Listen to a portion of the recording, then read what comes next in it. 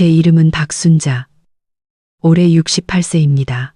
사람들은 이 나이의 여성은 자식들의 봉양을 받으며 편안하게 쉬며 살아야 한다고 말하지만 사실은 엄마가 되어보지 않은 사람만이 노인의 삶이 그리 단순하다고 생각할 뿐입니다.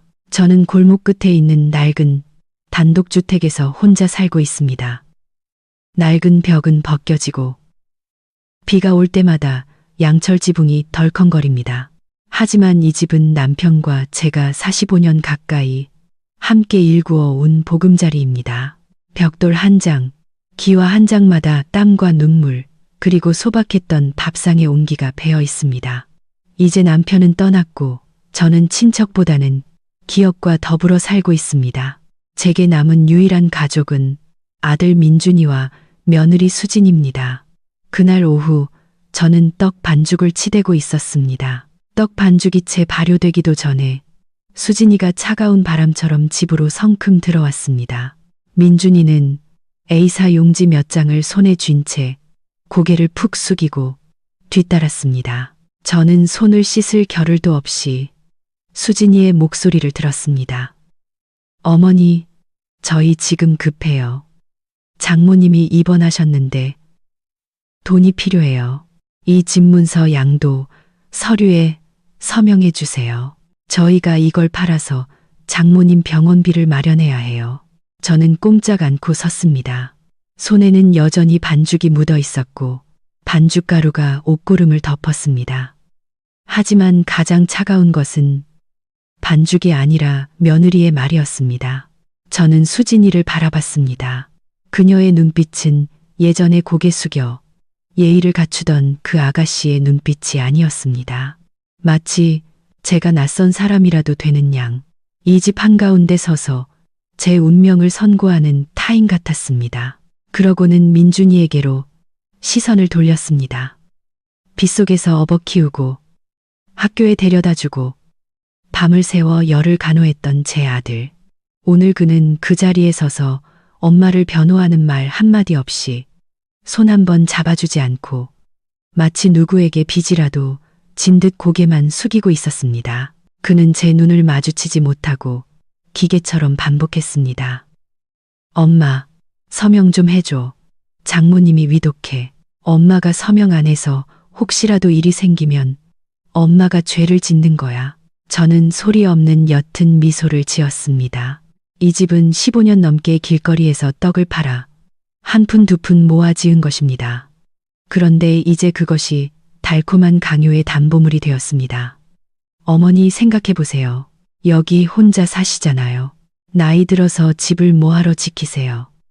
서명해 주시면 저희가 집 팔아서 병원비 마련하고 매달 생활비로 50만 원씩 드릴게요. 요양원에 계시든 다른 방을 구하시든 어머니 마음대로 하세요. 수진이가 끼어들어 태연하게 말했습니다. 저는 대답하지 않았습니다. 저는 가난이 두려운 것이 아니라 조건이 붙은 효도라는 것이 두려웠습니다. 저는 조용히 앞치마에 손을 닦고 방으로 들어가 국화차 한 주전자를 새로 끓였습니다. 두 잔을 따라 놓고 말했습니다. 이 차 다 마시고 돌아가거라. 내일 새벽 일찍 시장에 내다 8만두를 만들어야 한다. 제 목소리는 작았지만 글자 한마디 한마디가 바닥에 돌처럼 무겁게 가라앉았습니다. 수진이가 상을 내리쳤습니다. 어머니 피하시려는 거예요? 딴소리 한다고 일이 끝날 줄 알지 마세요. 서명 안 하시면 절 원망하지 마세요. 그 순간 저는 처음으로 며느리의 얼굴을 오랫동안 바라봤습니다. 결혼식 날 수줍게 결혼 반지를 받던 그 얼굴은 이제 계산적인 속셈으로 가득 차 냉랭했습니다. 저는 마른 침을 삼키고 답했습니다. 내일 엄마가 대답해 줄게. 수진이는 벌떡 일어나 민준이의 손목을 잡고 대문으로 끌고 나갔습니다. 그녀가 마지막으로 외친 말이 귓가에 울렸습니다. 어머니랑 저희 모자 다 죽는 꼴 보고 싶으면 계속 꾸물거리세요. 그들의 신발 소리는 제가 평생 일구어 온 이 땅을 짓밟는 쇠못 박힌 신발 소리처럼 들렸습니다. 저는 혼자 앉아 연기가 피어오르는 두 잔의 찻잔을 바라봤습니다. 가슴이 아프기보다 무감각해졌습니다. 아마도 고통이 너무 여러 번 반복되면 스스로 메말라 버리는 것 같습니다. 하지만 저는 그들이 생각하는 것처럼 약하지 않았습니다. 저는 조용히 찻상 아래 서랍을 열고 나무 상자를 꺼냈습니다. 그 안에는 작은 USB 하나가 있었습니다. 작고 사소한 물건이지만 그 안에는 보금자리라고 생각했던 이 집안의 차가운 대화가 2달 동안 녹음되어 있었습니다. 저는 제가 이 집안의 그림자라고 생각했습니다. 조용히 뒤로 물러나 주는 것만으로도 아이들이 잘 살 수 있을 거라고 생각했습니다. 하지만 오늘 저는 깨달았습니다. 어떤 자식들은 엄마가 필요한 것이 아니라 그 집문서 위에 적힌 엄마라는 이름이 필요하다는 것을. 저는 법률에 대해 아는 것은 없지만 한 가지는 확실히 알고 있었습니다. 내가 스스로 일어서지 않으면 아무도 내가 짓밟히고 있다는 사실을 모른다는 것을.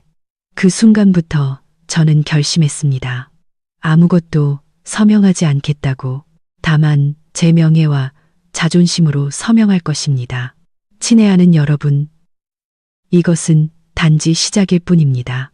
만약 당신도 저처럼 평생 자식을 위해 살았지만 짐처럼 취급받는다고 느낀 적이 있다면 끝까지 이 이야기를 따라가 주세요. 이 이야기는 단지 이야기가 아니라 경각심을 주고 자신을 지키기 위한 것입니다. 채널 노을력 이야기를 구독하는 것을 잊지 마세요. 여기에는 진실하고 감동적이며 고통을 겪었던 사람들의 마음에서 우러나온 깨달음의 이야기가 담겨 있습니다. 저는 한때 내가 사리를 분별하고 양보하며 누구에게도 폐를 끼치지 않고 살면 사람들이 나를 아껴줄 것이다 라고 생각했습니다. 하지만 어느 날 저는 깨달았습니다. 어떤 사람들에게는 내가 숨쉬고 있다는 사실 자체가 이미 폐가 된다는 것을. 저는 남편과 결혼한 후부터 이 집에 살았습니다. 그때는 저희가 가난해서 쌀밥에 감자를 섞어 먹고 양철 지붕에서 떨어지는 빗물을 받아 마셨지만 한 번도 제가 무시당한다고 느껴본 적은 없었습니다. 남편이 돌아가신 후 이 집에는 저만 남았습니다. 그리고 민준이가 수진이와 결혼했습니다. 수진이는 대학을 나왔고 키도 크고 조용조용 말하는 아가씨였습니다. 그녀가 며느리로 들어왔을 때 저는 금덩이라도 얻은 듯 기뻤습니다. 저는 결혼 예물로 받은 쌍가락지를 팔아 수진이에게 아무 무늬 없는 순금 반지를 사주었습니다. 시어머니의 작은 마음이었습니다. 수진이는 눈물을 글썽이며 고개 숙여 감사했습니다. 저도 감동했습니다. 시어머니와 며느리 사이가 이럴 수 있다면 더 바랄 것이 무엇이겠습니까? 하지만 달콤함은 오래가지 못했습니다. 결혼 후 첫 식사로 저는 민준이가 좋아하는 갈치조림을 만들었습니다. 장작불 부엌에서 직접 만들고 제 마음처럼 진하게 간을 맞춘 음식이었습니다. 저는 수진이에게 한 점을 덜어주었습니다. 그녀는 고개를 갸웃하며 옅게 웃었습니다. 어머니, 저는 생선은 비린내가 나서 잘 못 먹어요. 저는 잠시 멈칫했습니다. 아, 그래. 사람마다 입맛이 다르지. 저는 고개를 끄덕이고 따로 덜어놓은 불고기를 더 담아주었습니다. 하지만 제가 부엌으로 몸을 돌렸을 때 옆에 앉은 수진의 언니에게 속삭이는 소리를 들었습니다. 엄마가 그랬는데 국물 진한 음식은 먹지 말라고.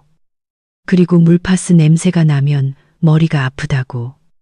저는 못 들은 척했지만 손이 떨렸습니다. 제가 저녁마다 관절에 바르던 파스가 이제는 사람들이 피하는 냄새가 된 것입니다.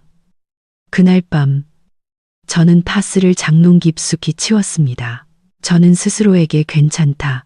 내가 늙었으니 애들만 사이좋게 잘 살면 되지라고 말했습니다. 하지만 물파스 냄새는 제가 초대받지 않은 연주회의 서곡에 불과할 줄은 몰랐습니다. 또 다른 날 집에 손님이 찾아왔습니다. 수진이 쪽 친척들, 은행에서 일하는 고모와 삼촌 등이었습니다. 제가 마당을 다 쓸고 옷을 갈아입기도 전에 수진이가 달려나와 말했습니다. 어머니, 오늘 저희 친정 어른들이 오셨어요. 어머니는 윗상 차리지 마세요. 제가 할게요. 저는 며느리가 솜씨가 좋다 생각하며 기뻤습니다. 웃으며 부엌으로 들어가 보니 수진이는 제가 한 번도 써보지 못한 새 그릇에 음식을 담고 있었습니다. 저는 물었습니다. 손님들 오셨니? 엄마가 파인애플이라도 좀 깎을까? 그러자 수진이가 돌아보며 옅은 미소를 지었습니다. 아니요, 어머니. 제가 깨끗하게 처음부터 끝까지 다 할게요. 저희 집 손님들은 좀 까다로우셔서요. 저는 아무 말도 하지 않았지만 밥상을 차릴 때 비로소 모든 것을 이해했습니다. 식탁 위에는 정확히 6벌의 그릇만 놓여 있었습니다. 친정 식구들과 그녀 부부의 것만 제 몫은 없었습니다. 저는 억지로 웃으며 주변을 둘러봤습니다. 오늘 온 가족이 다 같이 먹는 줄 알았는데 수진이는 태연하게 대답했습니다. 아, 저희 친정은 원래 같이 식사하는 경우가 별로 없어요. 게다가 손님들이 기름 냄새 맡는 걸 불편해하세요. 어머니는 바깥 부엌에서 편하게 드세요. 그녀는 국그릇을 들고 저를 쳐다봤습니다.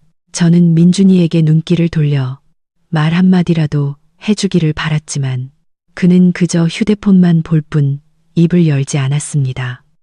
제가 조용히 물었습니다. 엄마가 따로 먹으면 엄마 밥상은 어디 있니? 수진이는 국그릇을 들고 답했습니다. 어머니, 안쪽 부엌에서 드세요. 상아직 따뜻해요. 어머니 몫은 따로 덜어놨어요. 저는 부엌으로 발을 옮겼습니다. 창문 옆에 위태롭게 놓인 플라스틱 식탁 위에는 식은 밥 한 공기, 생선 구이 한 토막, 그리고 이미 식은 국이 놓여 있었습니다. 저는 말없이 앉았습니다. 제가 벽돌 한 장 한 장 모아 지은 이 집이 이제 제가 따로 식사를 구걸해야 하는 곳이 된 것입니다. 저는 옛날 어머니가 하시던 말씀이 떠올랐습니다. 시어머니가 아랫상에서 밥을 먹는 것은 집안이 기울고 있다는 징조다. 그날 저녁 저는 맘마루에 앉아 머리를 바람에 맡기고 달을 올려다봤습니다. 제가 이 아들을 낳아 키웠고 수많은 열병을 함께 이겨냈는데 오늘 그는 윗상에서 밥을 먹고 저는 식은 밥을 혼자 먹었습니다. 하지만 그때 제 마음속에는 분노나 울분이 없었습니다. 그저 밤이슬처럼 조용히 어깨에 달라붙는 서러움만 있었습니다. 하지만 그 식사 후 모든 일은 잠잠히 흘러갔습니다. 수진이는 욕하거나 꾸짖지 않았습니다. 다만 달콤해 보이는 말 속에 냉담함만 포장되어 있었습니다. 민준이는 두 세계 사이에 갇힌 사람처럼 어느 쪽에도 발을 들이지 않고 침묵했습니다. 그러던 어느 날 저는 가벼운 감기에 걸려 며칠 밤을 잠 못 이루었습니다. 너무 힘들어서 민준이에게 전화를 걸었습니다. 3번의 신호음 끝에 수진이가 전화를 받았습니다. 여보세요. 누구세요? 여보세요. 저는 침착하게 말했습니다. 엄마다. 엄마가 너무 아파서 그러는데 혹시 약 좀 사다 줄 수 있니? 수진이는 몇 초간 침묵하더니 말했습니다. 어머니, 그냥 감기잖아요. 보건소에 가서 약 달라고 하세요. 저희 부부는 바빠요. 저는 옅게 웃었습니다. 엄마가 그냥 약 심부름만 부탁한 거란다. 약값은 줄게. 수진이는 답했습니다. 에이, 어머니, 저를 그렇게 계산적인 사람으로 보세요. 하지만 이런 병은 누구나 걸려요. 생강차 마시고 쉬면 나아요. 그날 밤 저는 자전거를 타고 골목 어귀로 나가 약을 샀습니다. 약국 할머니는 저를 보며 고개를 저었습니다. 날도 추운데 왜 이렇게 약을 사러 오셨어요? 애들 시키지. 저는 목이 쉰 채로 옅게 웃었습니다. 첫째, 애들은 바빠서 시어머니 아픈 것까지 신경 쓸 겨를이 없어요. 둘째, 저는 집에 돌아와 약을 먹고 이불을 덮고 웅크렸습니다. 그것은 추워서가 아니라 태어나서 처음으로 어머니가 되는 것도 허락을 받아야 한다는 것을 깨달았기 때문입니다. 다음 날 그들은 또 찾아왔습니다. 이번에는 집을 팔려는 것이 아니라 장모님 병원비에 쓰기 위해 집문서를 일시적으로 담보로 잡는 것이라고 했습니다.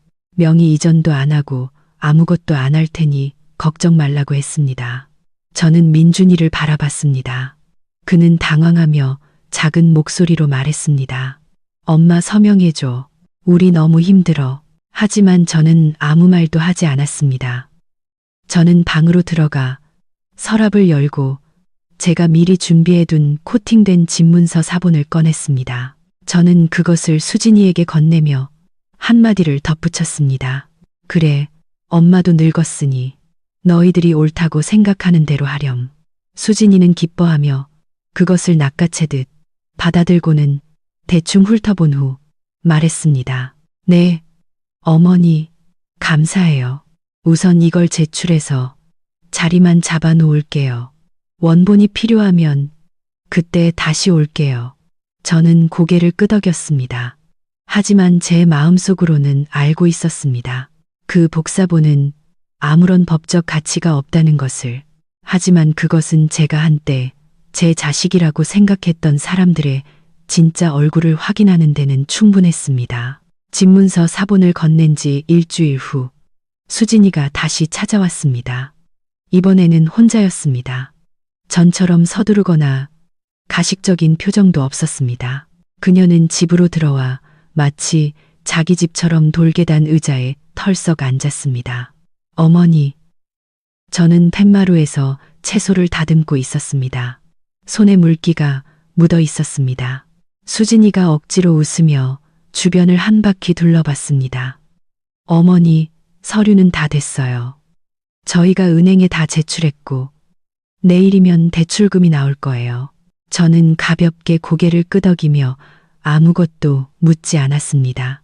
저는 그 복사본이 그저 길바닥의 종이에 불과하며 은행이 그것을 받았다는 것은 눈먼 믿음으로 받은 것이거나 아니면 그녀가 서류를 위조했다는 뜻임을 알고 있었습니다. 수진이는 물 한 모금을 마시고는 저를 곁눈질했습니다. 어머니, 장모님, 안부 전화 한 통도 안 하세요? 장모님 건강해지셔서 오늘 아침에 퇴원하셨어요. 저는 몸을 완전히 돌려 그녀를 똑바로 바라봤습니다. 그래, 그럼 지난번에는 왜 의사가 위급해서 당장 수술해야 한다고 했니? 수진이는 마치 아이가 넘어진 이야기를 하듯 어깨를 으쓱하며 가볍게 말했습니다. 의사요? 장모님은 그냥 가벼운 위염이셨어요. 약 처방받아 드시면 돼요. 근데 연세가 많으셔서 엄살이 심하시니까 저희가 너무 걱정돼서 큰일 난 줄 알았죠. 저는 의자에 앉아 찻잔 받침을 꽉 쥐었습니다. 그러니까 너희들이 와서 나한테 서명해달라고 애원하던 그날, 너희들은 일부러 모든 것을 과장했다는 말이니? 그녀는 피식 웃었지만 그 웃음 속에는 어떤 숨겨진 의도가 있었습니다. 어머니, 그렇게 심하게 말씀하지 마세요. 상황을 이용해서 일을 처리하려고 했을 뿐이죠. 아무도 죽은 사람은 없잖아요. 저는 그녀의 눈을 똑바로 바라봤습니다. 소리치거나 반응하지 않았습니다. 저는 그 아무도 죽지 않았다는 말 뒤에 얼마나 많은 인간성이 남아있는지 보고 싶었을 뿐입니다. 저는 천천히 물었습니다. 만약 그날 내가 진짜 원본을 줬고 바로 서명했다면 지금 이 집은 누구 명의로 넘어갔을까? 그녀는 즉시 대답하지 않고 웃으며 손톱을 만지작거렸습니다. 어머니는 저희를 너무 과소평가하시는 것 같아요. 아무리 그래도 어머니는 제 시어머니신데 설마 그 정도까지는 아니겠죠. 저는 대답하지 않았지만 마음속으로는 아주 느린 한숨을 쉬었습니다. 어떤 사람들은 아기를 감추기 위해 달콤한 척하고 어떤 사람들은 자신이 실제로 아무도 죽이지 않았기 때문에 스스로를 선량하다고 믿습니다. 수진이는 일어섰고 핸드백을 잡고는 무심하게 마당을 바라봤습니다. 문을 나서기 전에 그녀는 다시 돌아보며 말했습니다. 어머니, 걱정 마세요. 저희가 어머니 몫은 챙겨뒀어요. 나중에 집 팔면 노후 자금으로 좀 드릴게요. 혼자 사시면서 이런 낡은 집을 지키는 것도 행복은 아니잖아요. 그렇죠, 어머니. 저는 대답하지 않고 무궁화 울타리 뒤로 사라지는 그녀의 뒷모습만 바라봤습니다.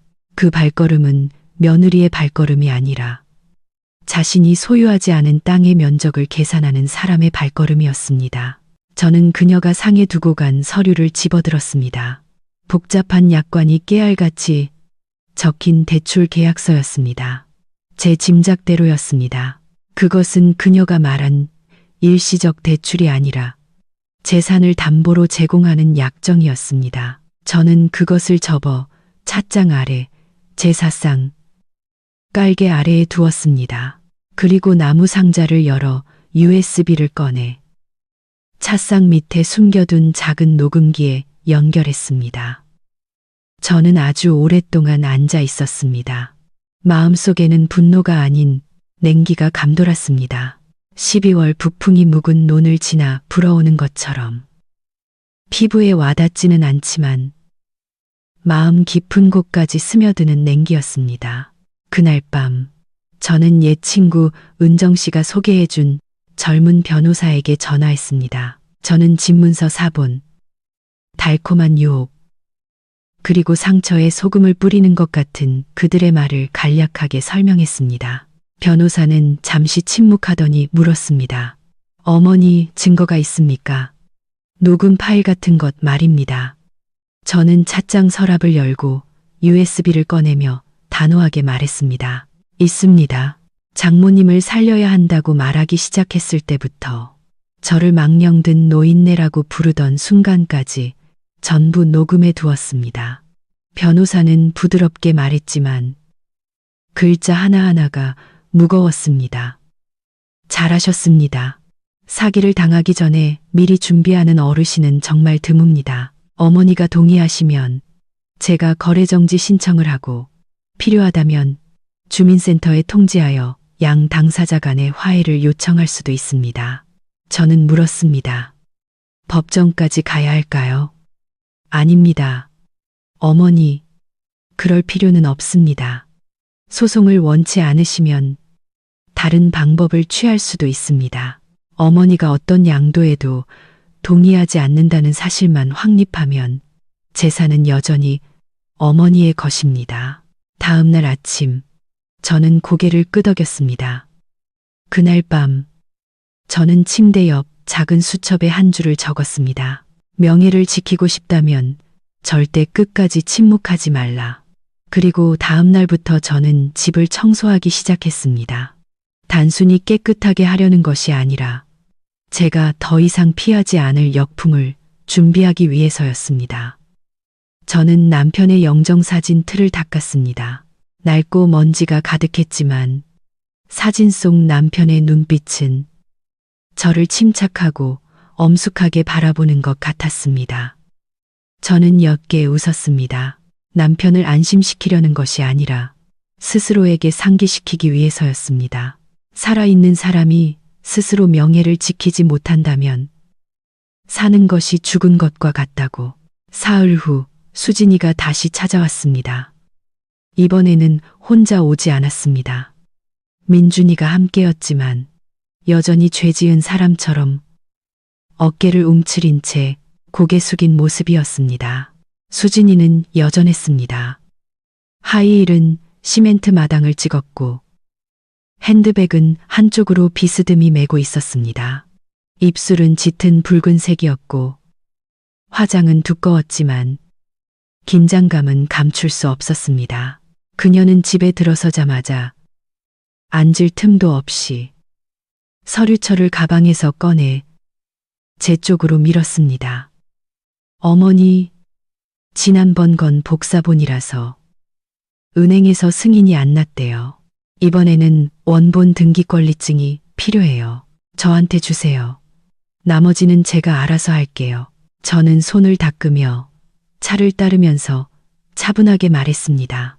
서명하고 돈을 받으면 엄마는 어디서 살아야 하니? 수진이는 웃으며 마치 육수를 끓인 설탕물처럼 달콤하게 말했습니다.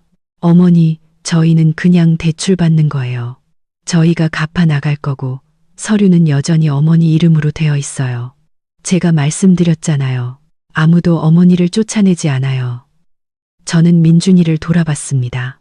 그는 여전히 아무 말도 하지 않은 채 옷자락만 비비고 있었습니다. 저는 물었습니다. 엄마가 너희한테 서명해 줬는데 나중에 너희가 못 갚아서 집이 압류되면 어떻게 되니? 수진이는 얼굴을 찌푸렸다가 이내 부드러운 목소리로 말했습니다. 어머니, 저희를 누구라고 생각하세요?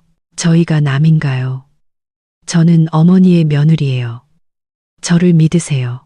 저는 대답하지 않고 말했습니다. 엄마는 생각할 시간이 필요하다. 지금은 줄 수 없다. 수진이는 미간을 찌푸리며 짜증을 냈습니다. 세상에, 저희가 너무 급해요. 은행에서 서류를 보류하고 있단 말이에요. 어머니가 늦게 주시면 대출 시기를 놓쳐서 저희가 고생한 게 다 물거품이 된단 말이에요.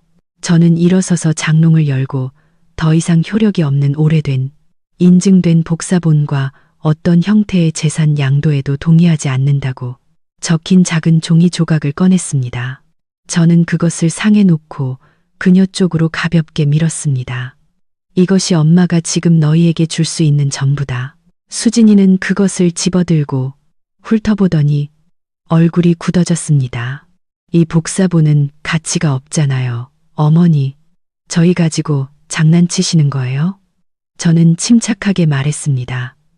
엄마는 누구와도 장난치지 않는다. 엄마는 그저 엄마의 것을 지키는 것이고 너희는 너희의 마음을 올바르게 지키거라. 민준이는 수진이의 손을 잡고 작은 목소리로 말했습니다. 여보, 어머니가 안 주시면 그냥 가자. 하지만 수진이는 쉽게 포기하지 않았습니다. 그녀는 휴대폰을 꺼내 집 한가운데서 스피커폰으로 전화를 걸었습니다. 마치 저를 더 압박하려는 듯이. 여보세요. 수진입니다. 저희 서류가 막혔다고요? 은행에서 원본 등기 권리증을 요구한다고요. 복사본은 안 된다고요. 명의자에게 보충 서명을 해달라고 하세요. 안 그러면 대출 시기를 놓쳐요. 저는 낡은 스웨터에 박히는 바늘처럼 그 말 한마디 한마디를 들었습니다. 민준이가 수진이의 팔을 살짝 잡아당기며 속삭였습니다. 엄마가 다 들었잖아. 하지만 수진이는 무심했습니다. 그녀는 전화를 끊고 저를 향해 돌아서며 말했습니다. 어머니, 정말 저희가 필요한데 집을 뭐하러 지키세요? 저희가 어머니 돈 한 푼이라도 뺐나요? 나중에 집 팔면 생활비를 드릴 텐데 어머니는 걱정하실 필요 없어요. 하지만 저는 여전히 앉아 있었습니다. 제 시선은 남편이 못을 받고 모서리를 다듬었던 그 나무상으로 향했습니다. 나무상의 모든 흠집은 저와 남편이 한 아이를 진실한 마음으로 키우며 함께 살았던 세월의 흔적이었습니다. 그런데 지금 이 상은 사람들이 집의 평수 하나하나를 흥정하는 모습을 지켜보고 있습니다. 저는 낮은 목소리로 말했습니다. 옛날에 너희 결혼하기 전에 엄마가 쌍가락지를 팔아 결혼 준비를 해줬지. 그런데 이제 너희는 엄마에게 그 보답으로 이 집을 내놓으라고 하는구나. 수진이는 마치 제가 사정을 모르는 사람이라도 되는 양 한숨을 쉬었습니다. 엄마는 자꾸 옛날 이야기를 꺼내시네요. 지금은 책임에 관한 문제예요. 어머니 혼자 사시면서 땅을 뭐하러 지키세요? 저는 고개를 끄덕였습니다. 그래, 내 말이 맞다. 하지만 이 땅을 지키는 것은 엄마가 집이 필요해서가 아니라 엄마의 자존심이 필요해서란다. 저는 일어서서 방으로 들어갔고 더 이상 아무 말도 하지 않았습니다. 그들은 잠시 더 앉아 있다가 인사도 없이 뒤도 돌아보지 않고 떠났습니다. 저는 그저 그들의 신발 소리와 쇠로 된 대문이 닫히는 소리를 들었습니다. 마치 인내심의 종말을 알리는 마침표 같았습니다. 저는 USB에 담긴 녹음 파일을 다시 재생했습니다. 수진이의 목소리, 민준이의 목소리, 은행원의 목소리, 그리고 가식과 계산이 섞인 목소리. 저는 파일에 표시를 하고 원본 대기 중이라고 이름을 붙였습니다. 저는 제 시간이 많지 않다는 것을 알고 있었습니다. 하지만 제가 살아있는 한 사람들이 저를 망령들었다고 생각한다는 이유만으로 제가 망령들었다는 것을 인정하지 않을 것입니다. 저는 조용히 영정사진 옆에 앉아 있었습니다. 노란 불빛이 남편의 사진에 드리워졌습니다. 저는 차를 따르며 속삭였습니다. 여보, 걱정 마세요. 제가 저 애들이 제 등까지 팔게 두지는 않을 거예요. 제가 저 애를 등에 업고 키웠는데 말이에요. 그들이 떠난 후 제 집은 이상하게 조용해졌습니다. 하지만 저는 그것이 새로운 폭풍전의 고요라는 것을 알았습니다. 사람의 마음은 물과 같아서 고요할수록 더 의심스럽습니다. 목요일 오후 저는 집 뒤뜰에서 빨래를 걷고 있는데 대문 근처에서 수진이의 통화 소리가 들렸습니다. 그녀는 울타리 옆벽에 숨어 제가 듣지 못할 것이라고 생각했을 것입니다. 하지만 노인의 귀가 항상 먹먹한 것은 아닙니다. 특히 오랫동안 침묵 속에서 살아온 사람들에게는 더욱 그렇습니다. 네, 의사가 말했어요. 할머니가 약간의 망령 증상이 있다는 것만 확인되면 저희가 일시적으로 재산을 관리할 수 있대요. 네, 맞아요. 건강상의 이유로, 그리고 옆에 보호자가 없으니까 저희가 그렇게 하는 거죠. 아무도 원하지 않는데 말이에요. 저는 얼어붙었습니다. 통화 전체를 듣지는 못했지만 그것만으로도 충분했습니다. 그들은 제가 망령들었다는 핑계를 대서 제 법적 결정권을 박탈하려 하고 있었습니다. 그날 밤 저는 저녁 식사를 하지 않았습니다. 국화차 한 잔을 따라 마시고 군마루 어둠 속에 가만히 앉아 있었습니다. 옆에는 저와 15년을 함께 산 늙은 얼룩, 고양이가 있었습니다. 저는 고양이의 등을 아주 작게 쓰다듬으며 말했습니다. 쟤네들은 내가 망령들었다고 생각하지만 망령들었다고 해서 벙어리인 것은 아니야. 나는 듣고 기억하고 있어. 내가 말하지 않는다고 해서 모르는 것은 아니야. 다음 날 아침 저는 민준이에게 전화했습니다. 저는 몸이 너무 안 좋고 기침도 많이 하고 밥도 못 먹겠다고 말했습니다. 그는 머뭇거리다가 수진이에게 전화를 넘겼습니다. 여보세요, 어머니. 아유, 왜 이렇게 전화를 자주 하세요? 저희 지금 바쁜데 자꾸 전화하시면 제가 너무 힘들어요. 저는 작은 신음소리를 냈습니다. 엄마가 너무 힘들구나. 머리가 아프고 몸이 붕 뜬 것 같아. 약 좀 사다 줄 수 있니? 수진이는 한숨을 쉬었습니다. 생강차 드시고 쉬세요. 내일 제가 들를게요. 다시는 전화하지 마세요. 남편이 회의 중이에요. 저는 전화를 끊고 제가 오랫동안 찻장 아래에 숨겨둔 라이터만 한 작은 카메라를 조용히 바라봤습니다. 깜빡이는 불빛이 새로운 파일을 저장하고 있었습니다. 어머니, 전화 자주 하지 마세요. 다음 날 오후 그들이 찾아왔습니다. 수진이는 집에 들어서자마자 눈을 이리저리 굴리며 주변을 살폈습니다. 어머니 좀 나아지셨어요. 저는 가볍게 고개를 저었습니다. 아직도 어지럽고 혈압이 안 좋은 것 같아. 민준이는 죽 상자를 상에 올려놓으며 부드러운 목소리로 말했습니다. 엄마 죽 샀어요. 좀 드시고 힘내세요. 그리고 서류 몇 장만 서명하세요. 어머니는 힘드시지 않을 거예요. 수진이는 잊지 않고 가방에서 또 다른 서류철을 꺼냈습니다. 어머니, 이건 은행에서 추가로 요구한 서류예요. 그냥 서명해 주시면 편해요. 심각한 건 아니에요. 그냥 저희가 5년 동안 재산을 사용해도 좋다고 확인하는 거예요. 변호사 입회하에 하는 거라니까요. 저는 손을 짚고 일어서서 몇 번 기침을 하고 눈물을 글썽였습니다. 왜 이렇게 또 까다롭게 구니? 전에 준 서류로는 부족했니? 수진이는 옅게 웃었습니다. 어머니가 편찮으셔서 자꾸 잊어버리시는 거예요. 제가 다시 말씀드릴게요. 집을 파는 것도 아니고 명의를 양도하는 것도 아니에요. 그냥 은행이 대출 절차가 합법적이라는 것을 확인하는 서명이에요. 변호사도 증인으로 있어요. 저는 그녀의 눈을 깊이 바라봤습니다. 결혼식 날의 인간적인 모습은 온데간데 없고 미끄럽고 어두운 깊은 구덩이만 보였습니다. 저는 천천히 말했습니다. 엄마는 너희가 집을 팔까봐 무서운 것이 아니란다. 엄마는 내가 서류 한 장으로 저울질 당하는 것이 무섭단다. 수진이는 웃음을 터뜨렸습니다. 어머니, 편찮으시면서 왜 이렇게 심각한 말씀을 하세요? 저는 의자에 앉아 한숨을 쉬었습니다.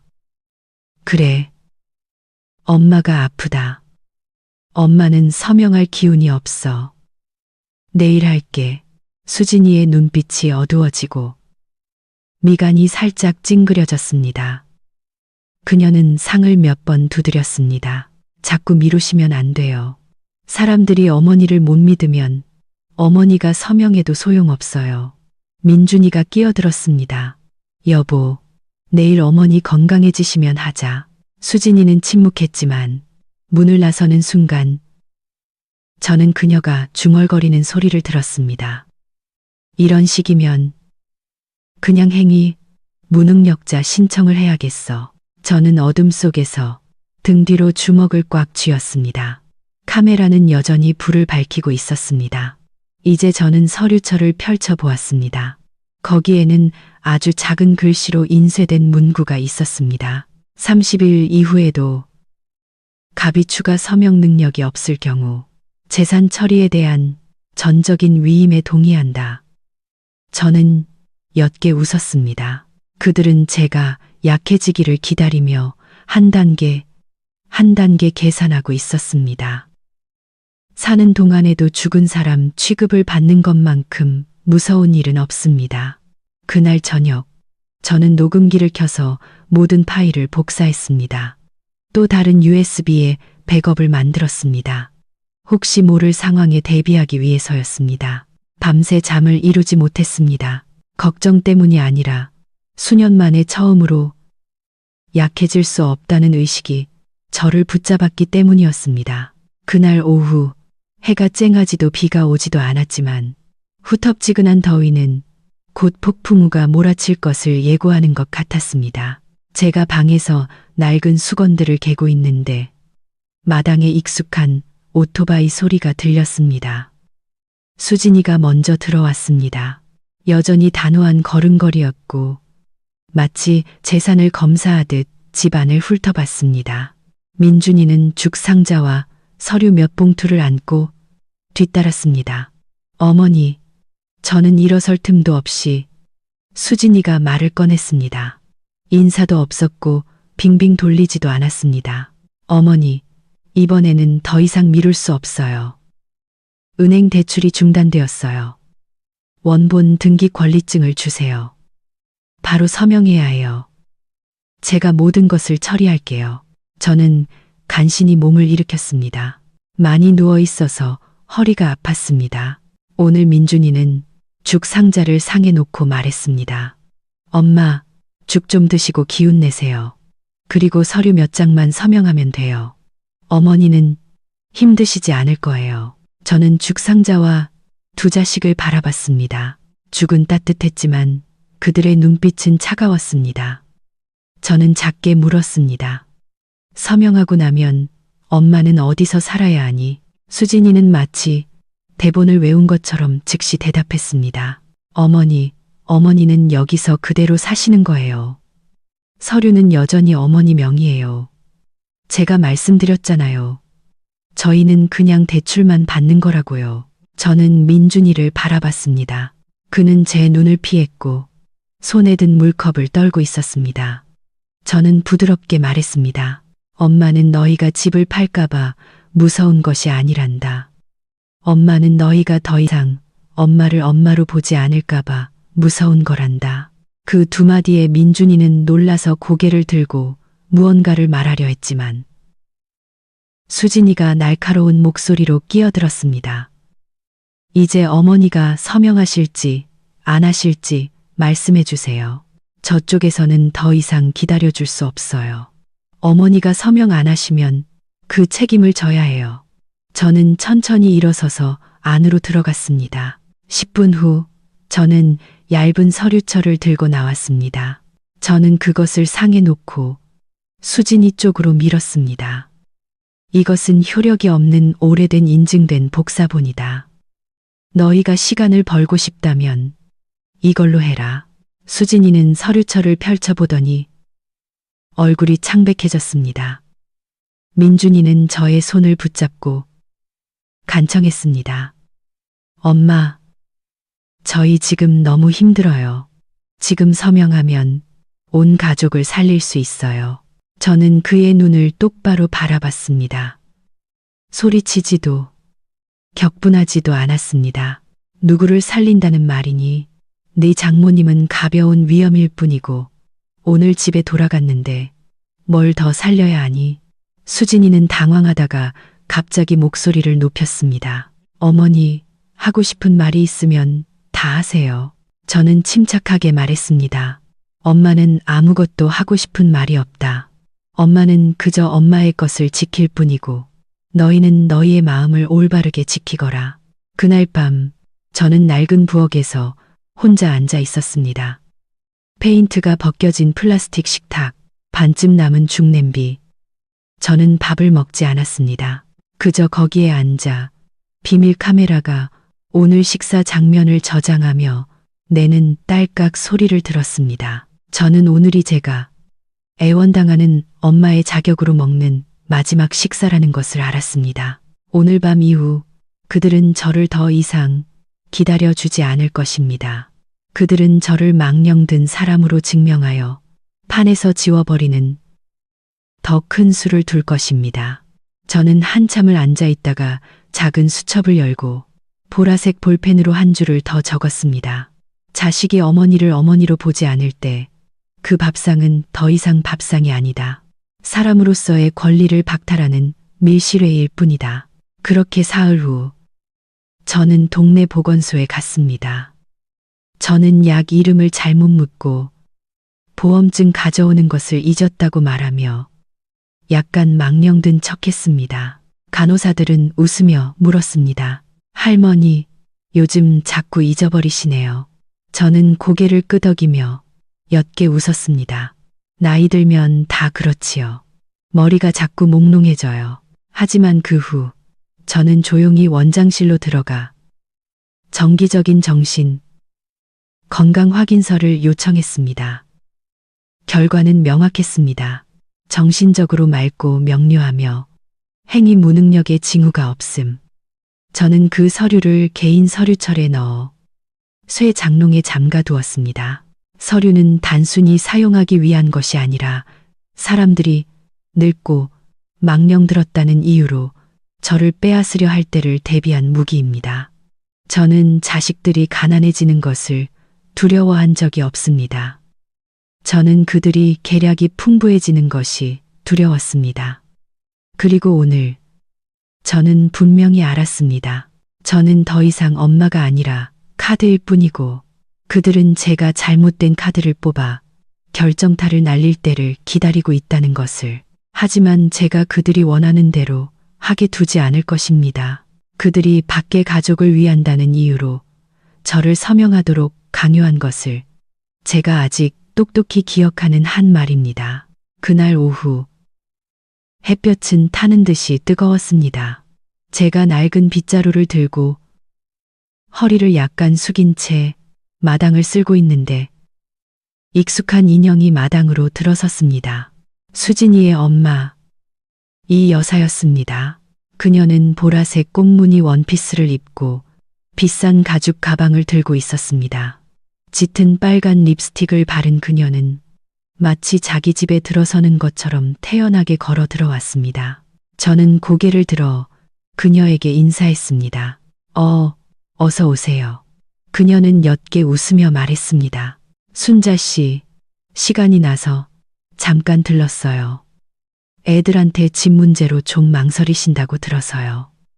제가 위로해 드리려고요. 저는 도래자를 가리키며 앉으라고 권했습니다. 그녀는 가방을 상에 내려놓고 주변을 한번 훑어보더니 단호하게 말했습니다. 집이 옛날식이네요. 순자 씨, 소박하면서도 운치 있네요. 그런데 이렇게 혼자 사시면 너무 외롭잖아요. 이 집을 뭐하러 그렇게 고생해서 지켜요. 저는 차를 따르며 차분하게 말했습니다. 여기서 수십 년을 살아서 익숙해요. 그러자 그녀는 차를 받아 한 모금 마시더니 저를 바라봤습니다. 그녀의 눈빛은 더욱 진지해졌습니다. 사실은요, 제가 솔직히 말씀드리자면 애들이 정말 걱정하고 있어요. 어머니가 이 집에 빨리 서명해 주시면 우리가 온갖 방법을 동원해서 힘들게 살 필요가 없는데라고 하더군요. 저는 요즘 애들 보면 안쓰러워요. 옛날 우리와는 달라서 계산할 것이 참 많죠. 저는 여전히 침묵했습니다. 손에는 연기가 피어오르는 국화차 잔을 들고 있었습니다. 이 여사는 계속해서 목소리를 낮췄지만 말 한마디 한마디가 또렷하게 들렸습니다. 솔직히 말씀드릴게요. 집이라는 건 수단일 뿐이에요. 사람 간의 정이 귀한 거지요. 자식을 사랑한다면 먼 미래까지 생각해야죠.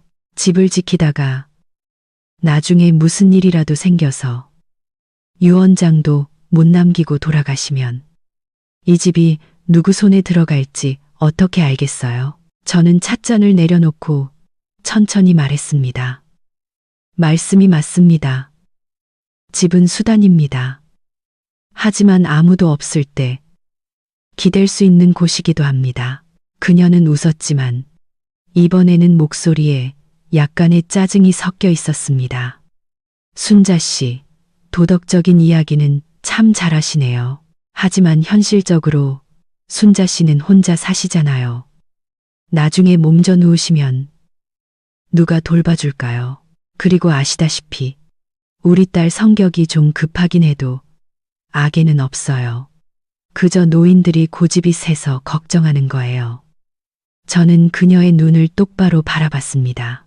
저는 젊은 사람들이 과도하게 친절한 척하는 것이 더 무섭습니다. 하지만 그 말에 분위기가 가라앉았습니다. 이 여사는 허벅지에 손을 얹고 한숨을 쉬었습니다. 저도 그저 엄마의 마음으로 자식들을 위하는 마음뿐이에요.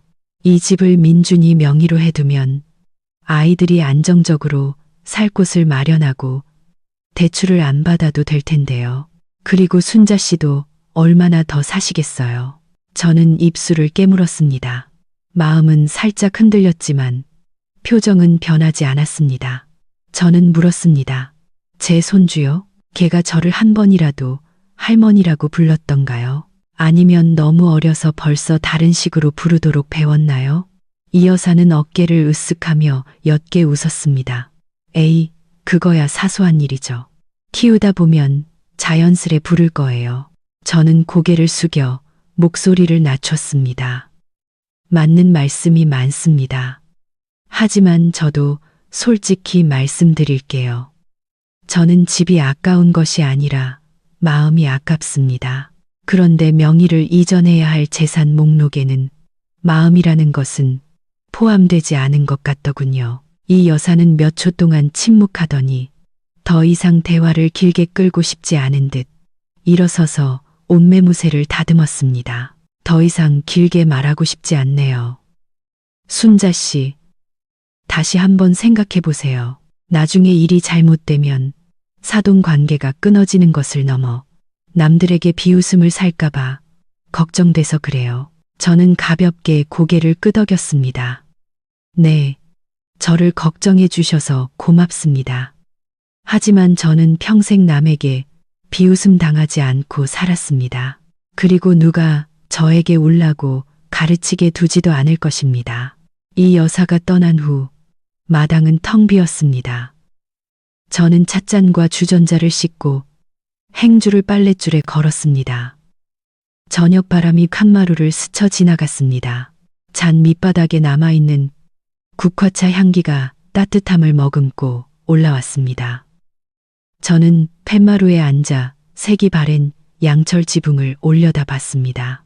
저는 이제 곧 다가올 싸움이 서명하느냐 마느냐의 문제가 아니라 신뢰의 문제라는 것을 분명히 알았습니다.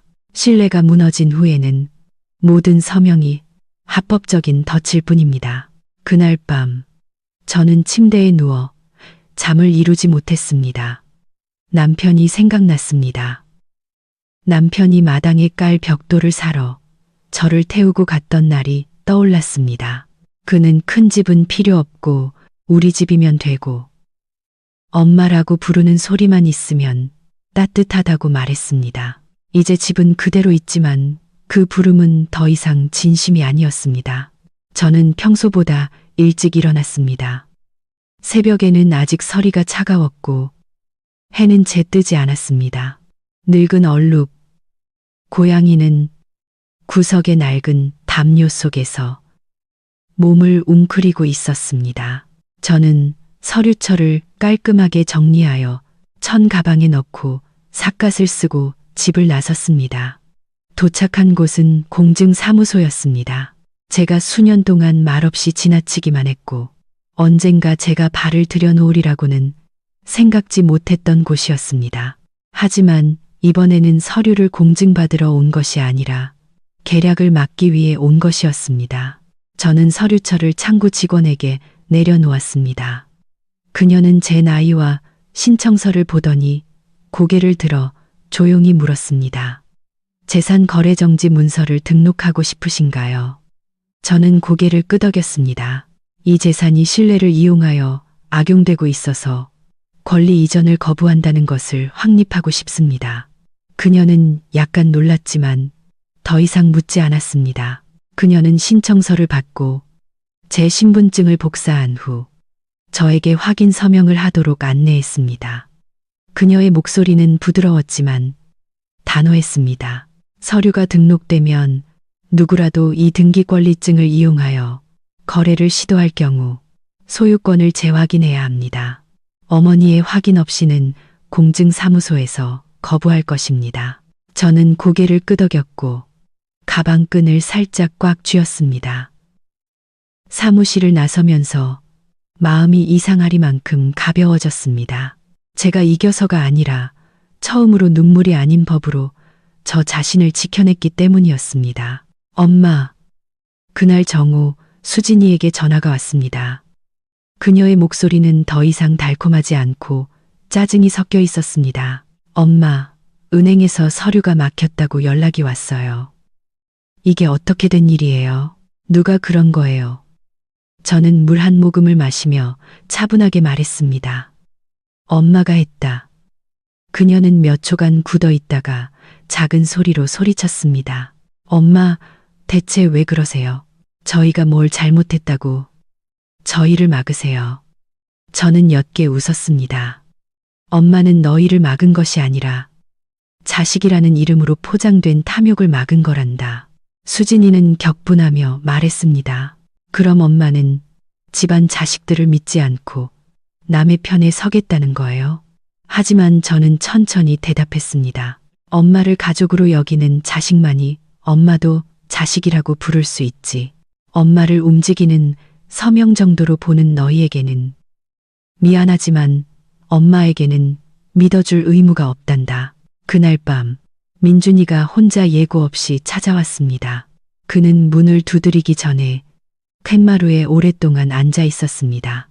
오늘 그는 더 야위었고 머리는 헝클어져 있었으며 눈은 움푹 들어가 있었습니다. 저는 문을 열고 그를 바라봤습니다.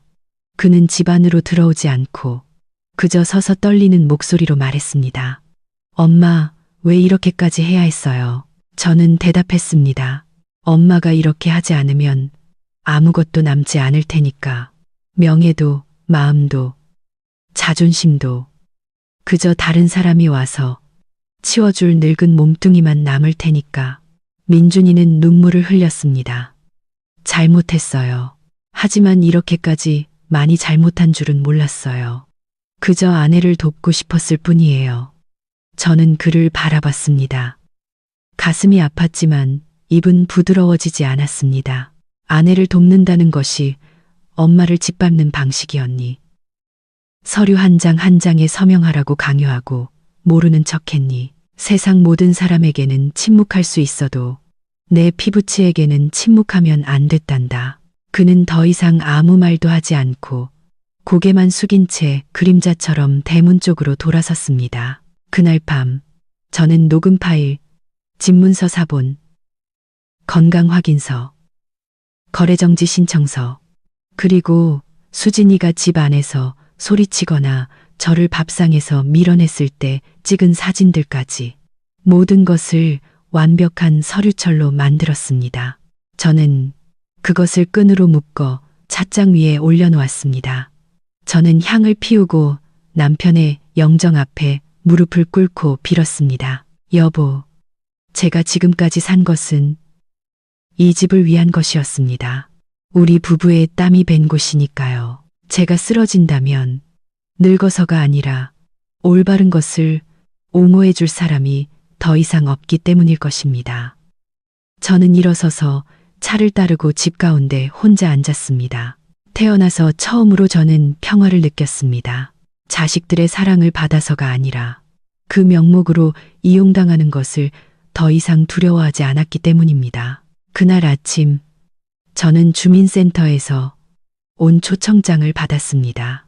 박순자 씨는 관련 가족 구성원과의 재산 분쟁 화해를 위해 구시의 주민센터 회관에 참석해 주십시오. 저는 그 종이를 접었습니다. 놀랍지 않았습니다. 수진이가 거래를 막힌 후 저에게 압력을 가하기 위해 공동체를 끌어들이는 방법을 택한 것입니다. 저는 떨지 않고 한숨을 쉬었습니다. 저는 정시에 도착했습니다. 수수한 한복을 입고 아내는 등기권리증 복사본, 정신건강확인서, 녹취록, 공증된 거래정지 신청서, 그리고 수진이가 집안에서 소리치거나 저를 밥상에서 쫓아냈을 때 찍은 사진들까지 꼼꼼하게 정리한 서류 가방을 들고 있었습니다. 잠시 후 민준이와 수진이가 들어왔습니다. 수진이는 정장 차림에 화장을 완벽하게 했고 미리 연습한 듯 적절한 불안감과 예의를 갖춘 표정이었습니다. 민준이는 뒤따랐고 저와 눈을 마주치지 않고 고개만 숙였습니다. 화해 모임을 주재한 분은 60대의 동네 통장님으로 저를 오래전부터 알고 계신 온화한 목소리였습니다. 그는 구청 직원과 여성의 대표 사이에 앉아 있었습니다. 통장님은 말문을 열었습니다. 우선 박순자 씨 가족의 집안 문제로 인해 분쟁이 발생하게 된 점에 대해 매우 유감스럽게 생각합니다.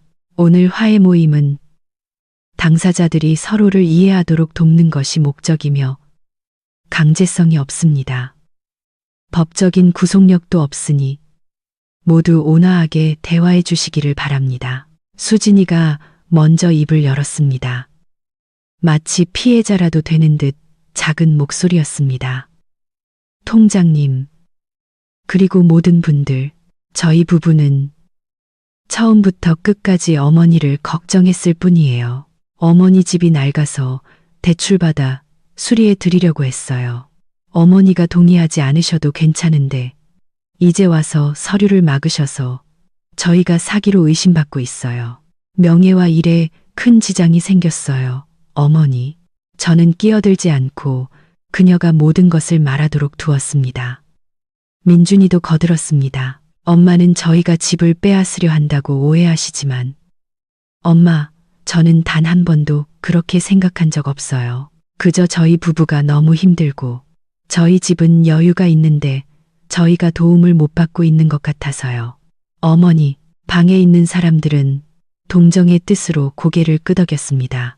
여성의 대표 중 한 명이 말했습니다. 안할머니께서는 연세가 많으셔서 가끔 잊어버리시거나 헷갈리실 수 있어요. 아이들 말이 틀린 것 같지는 않네요. 저는 침묵을 지키다가 가방에서 정신과 검진 확인서를 꺼내 상에 올려놓았습니다. 이것은 정신과에서 받은 확인서입니다. 저는 완전히 정신이 맑고 명료합니다. 누가 저를 망령 들었다고 핑계를 대려 한다면 이 서류를 다시 봐주십시오. 방 안은 잠시 조용해졌습니다. 저는 계속 말했습니다. 저는 누가 제 집을 고쳐주는 것을 원하지 않습니다. 제 집은 낡았지만 깨끗합니다. 애정이 재산과 교환되어야 한다면 저는 그저 제 몸을 지키며 살겠습니다. 수진이가 얼굴을 찌푸렸습니다. 엄마는 또 저희를 의심하세요. 저희를 안 믿으면 누굴 믿으시겠어요? 저는 그녀를 차분한 눈빛으로 바라봤습니다. 엄마는 아플 때 약 한 봉지도 사주지 않으면서 집문서를 빼앗을 계획을 세우는 사람은 믿지 않는다. 수진이가 즉시 반발했습니다. 너무 심하게 말씀하세요. 저는 녹취록을 인쇄한 사본을 추가로 꺼내 상에 내려놓았습니다. 이것은 어머니를 서명하지 않으면 행위 무능력자로 고소할 것이라고 협박했던 그날의 대화 녹취록입니다. 당신의 목소리, 당신의 내용입니다. 원본 파일이 필요하면 틀어드릴 수 있습니다. 방 안은 침묵했고 통장님은 안경을 고쳐 쓰고 수진이 쪽을 바라봤습니다. 수진이의 이마에 땀이 맺혔습니다. 저는 멈추지 않았습니다. 저는 수진이가 상석에 앉아 있고 제가 부엌 바닥의 알루미늄 상에서 혼자 식사하는 사진을 꺼냈습니다. 저는 손을 떨었지만 목소리는 또렷했습니다. 이것은 남편의 기일날 찍은 식사입니다. 남편과 반평생을 함께 산 아내인 저는 손님들이 까다롭다는 이유로 부엌으로 쫓겨나 혼자 밥을 먹었습니다. 누가 저를 여전히 어머니로 대했다고 생각한다면 감사하다는 말 한마디라도 해주십시오. 아무도 감히 입을 열지 못했습니다. 저는 민준이를 돌아봤습니다. 내 안에 피 한 방울이라도 남아있다면 엄마가 15년 동안 혼자 살면서 누구에게도 비난받지 않고 살았는데 이제 내 친아들이 앞장서서 엄마의 것을 빼앗으려 하는 것을 보고도 엄마가 계속 침묵해야 하니. 민준이는 고개를 푹 숙였습니다. 저는 그의 눈물이 떨어지는 것을 봤지만 마음이 약해지지 않았습니다. 그 눈물은 너무 늦었기 때문입니다. 통장님은 이마를 문지르며 말했습니다. 박순자 씨 말이 맞습니다. 순자 씨는 재산을 지킬 권리가 있습니다.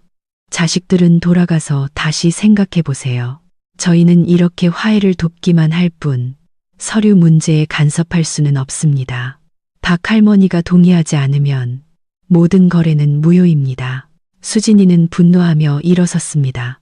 그래요. 어머니가 저희를 조금이라도 사랑한다고 생각한 것이 잘못이었네요.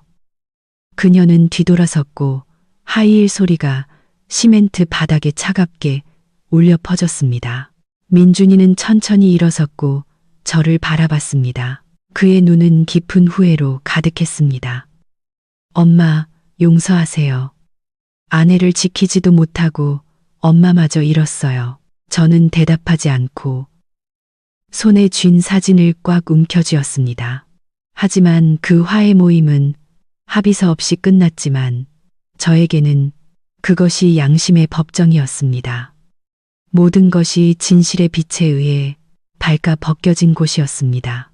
소리치거나 감옥에 갈 필요는 없었지만 평생 수치심을 느끼게 하기에 충분했습니다. 화해 모임 후 제 작은 집은 이상할 정도로 조용해졌습니다. 대문 앞에 오토바이 소리도 가식적인 인사도 값싼 위로의 표시로 상에 던져진 식은 죽 상자도 더 이상 없었습니다. 저는 낡은 집 한가운데 혼자 앉아 있었습니다. 앞에는 국화차 잔이 있었고 옆에는 낡은 갈색 가죽 수첩이 있었습니다. 저는 그 안에 눈물을 흘렸지만 아무도 보지 못한 모든 기억들을 적어 두었습니다. 텅 빈 밥그릇처럼 꽉 찬 것처럼 보이지만 속은 텅 빈 엄마라는 부름이었습니다.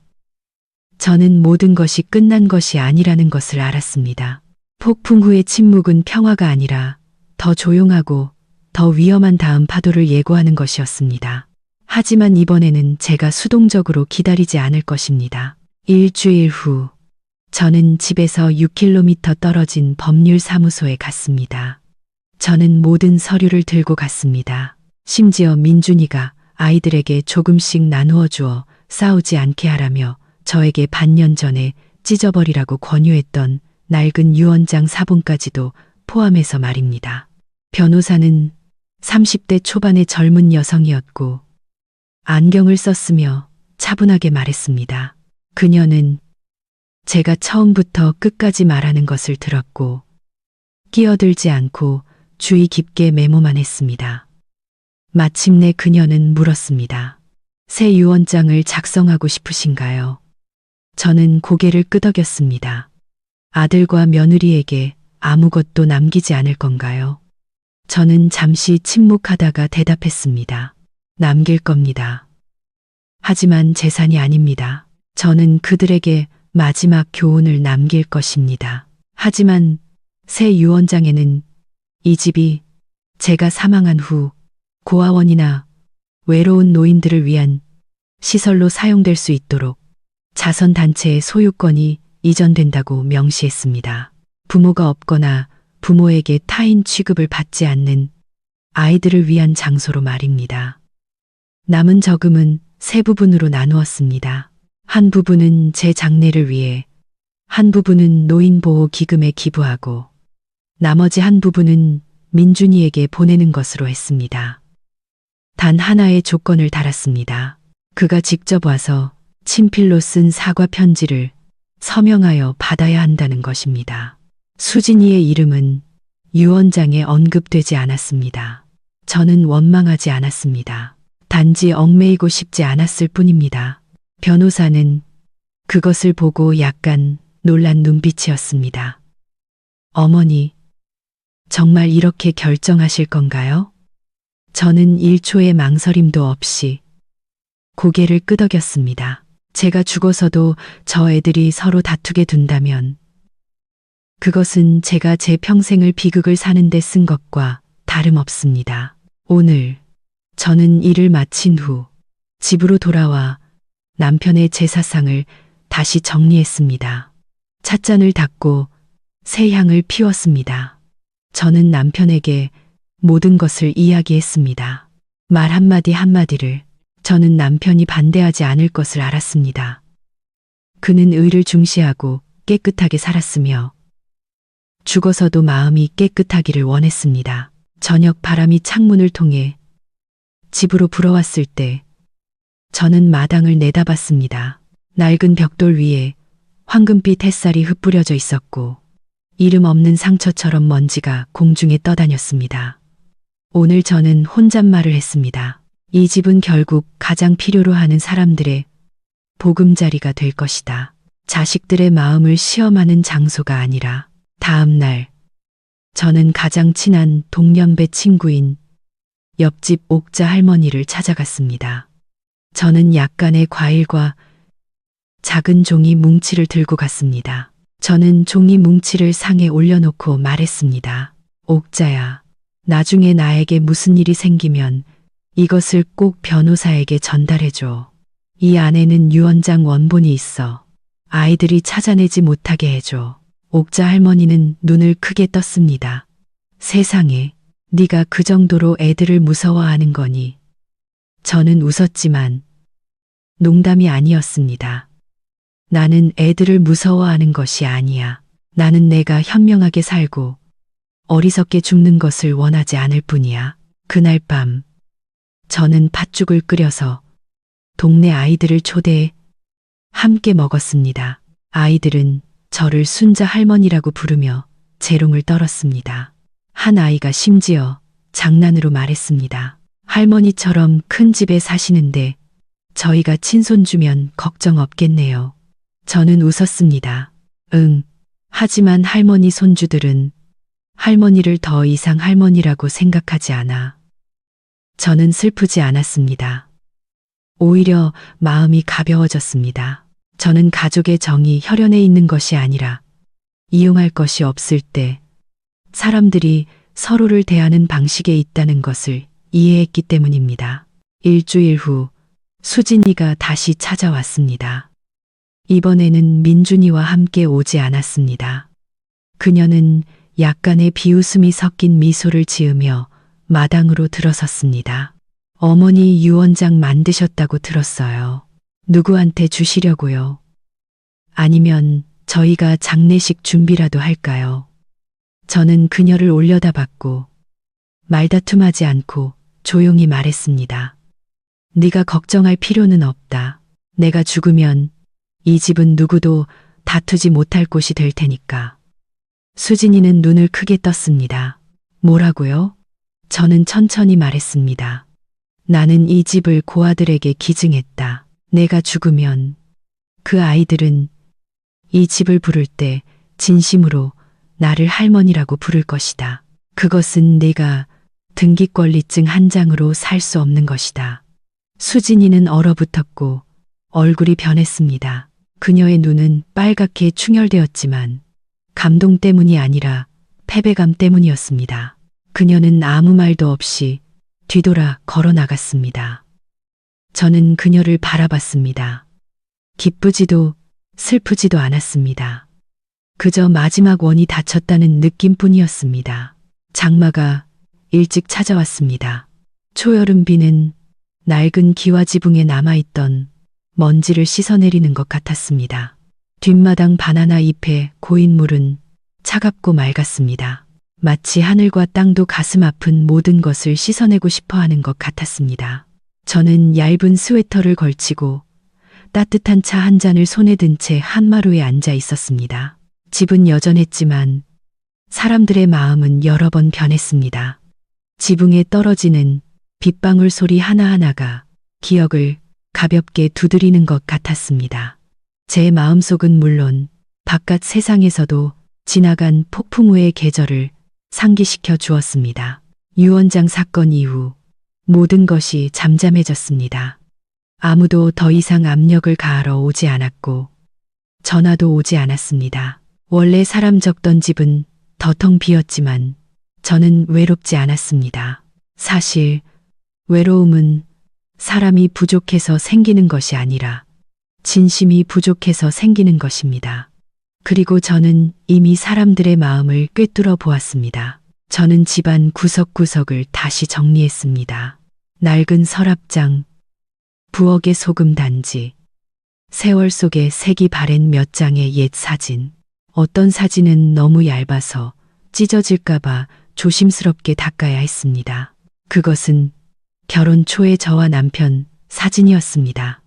우리의 얼굴은 뒷마당 야자수 숲 사이에서 환하게 빛나고 있었습니다. 저는 남편의 얼굴을 만지며 혼잣말했습니다. 여보, 나 이제 우리 집을 떠날 준비가 됐어요. 포기해서가 아니라 우리를 위해 마지막 남은 명예를 지키기 위해서예요. 옥자 할머니가 놀러 왔습니다.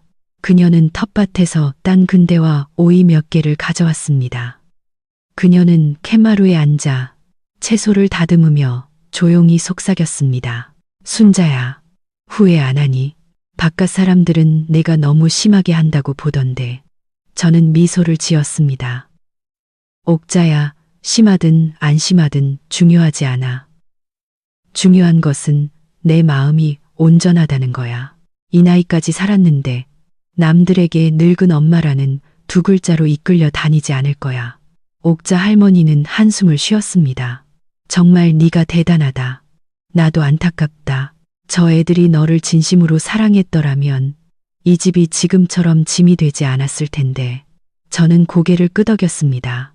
응, 하지만 괜찮아. 이 집은 결국 진심으로 머물고 싶어하는 사람들의 것이 될 거야. 하지만 동네 아이들은 여전히 놀러 왔습니다. 그들은 저를 순자 할머니라고 불렀고 저에게 이야기를 해달라고 조르고 팥죽을 먹고 공기놀이를 했습니다. 한 아이가 물었습니다. 할머니, 나중에 할머니 돌아가시면 저희 이 집에 못 들어와요. 저는 웃으며 아이의 머리를 쓰다듬었습니다. 아니, 들어올 수 있어. 할머니가 이 집을 아무도 안아주지 않는 아이들을 위한 보금자리가 되게 해달라고 했단다.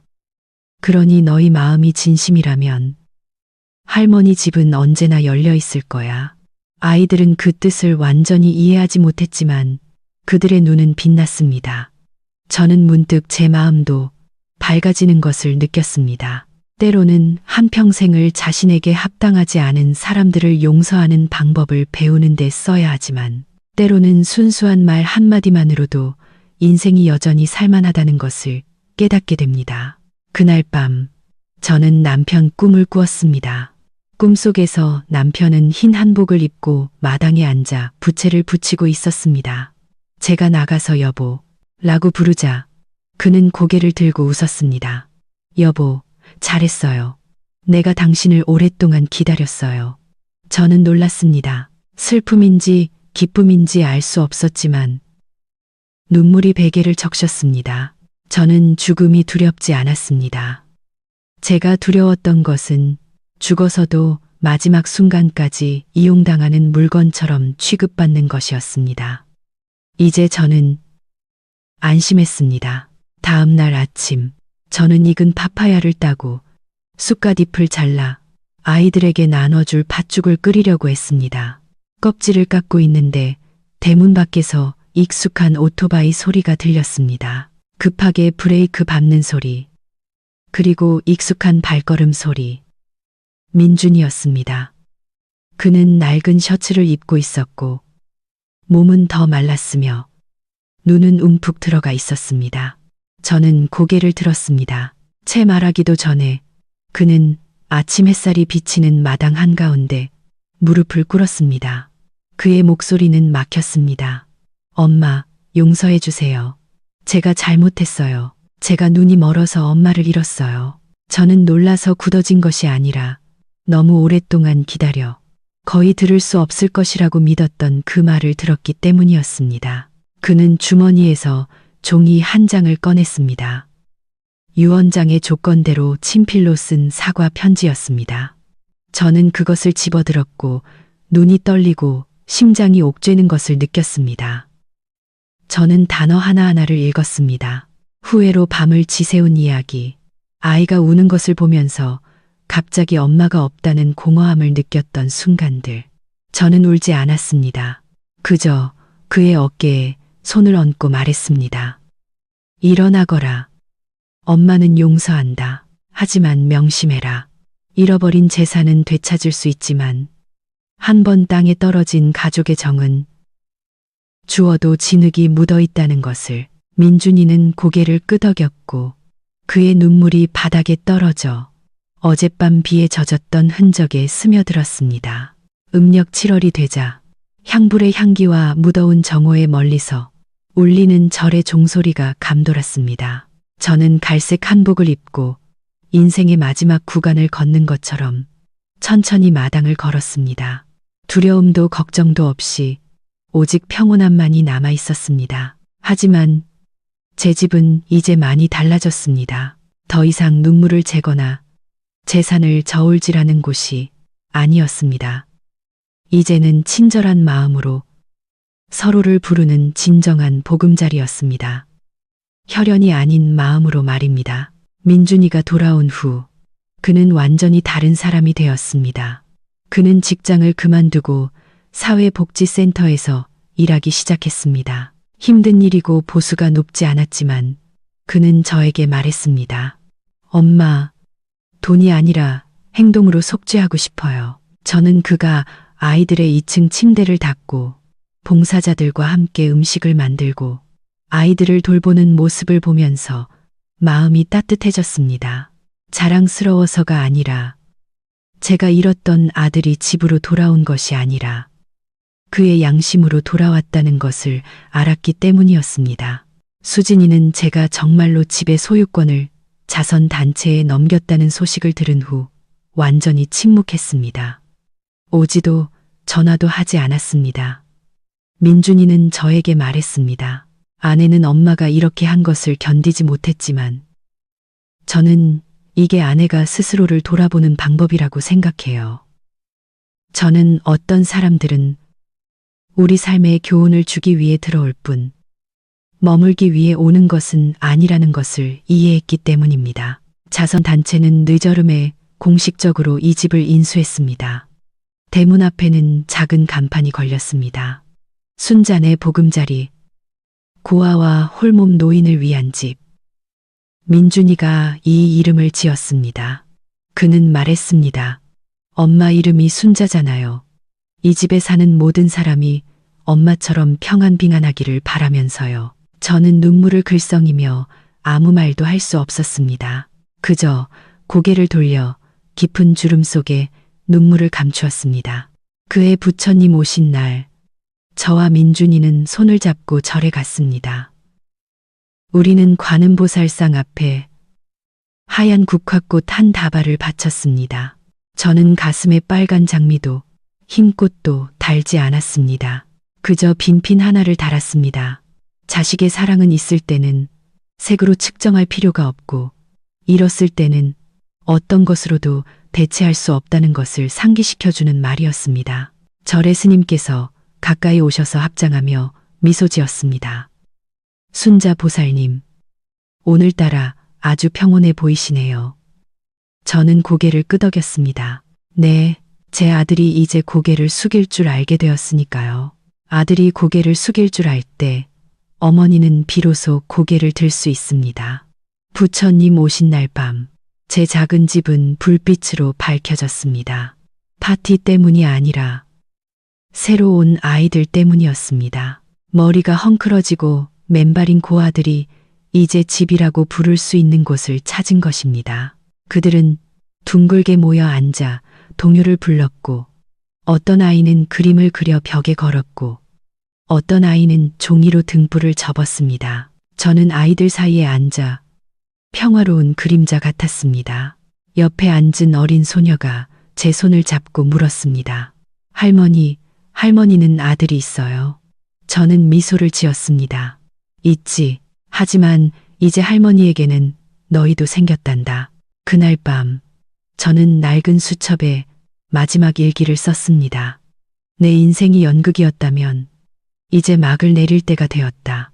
나는 외로움 속에서 죽지 않을 것이다. 피가 섞이지 않은 아이들의 마음 속에서 다시 살아났기 때문이다.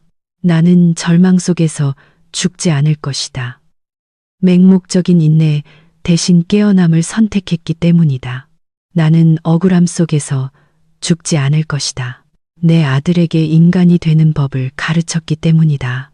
다음 날 새벽, 민준이가 닭죽 한 그릇을 상에 올려놓았습니다. 제가 끓였어요, 엄마. 드세요. 어렸을 때 엄마가 저에게 끓여주셨는데 이제 제가 돌려드릴 차례예요. 저는 그를 바라봤습니다. 마음이 먹먹해졌습니다. 평생을 이런 말 한마디를 듣기 위해 살았는데 이제 듣고 보니 인생이 온통 쓰지만은 않다는 것을 알게 되었습니다. 씁쓸함도 있지만 바닥에 조용히 가라앉아 있는 달콤함도 있었습니다. 저는 제 시간이 많지 않다는 것을 알고 있었습니다. 하지만 저는 두렵지 않았습니다. 해야 할 일은 했고 해야 할 말은 했으며 지켜야 할 것은 합당한 사람들을 위해 지켰기 때문입니다. 저는 떠날 것입니다. 그리고 제가 떠날 날이 온다면 저는 제 이름이 붙은 집에서 아이들의 웃음소리 속에서 그리고 더 이상 짐이 없는 마음으로 떠나고 싶습니다.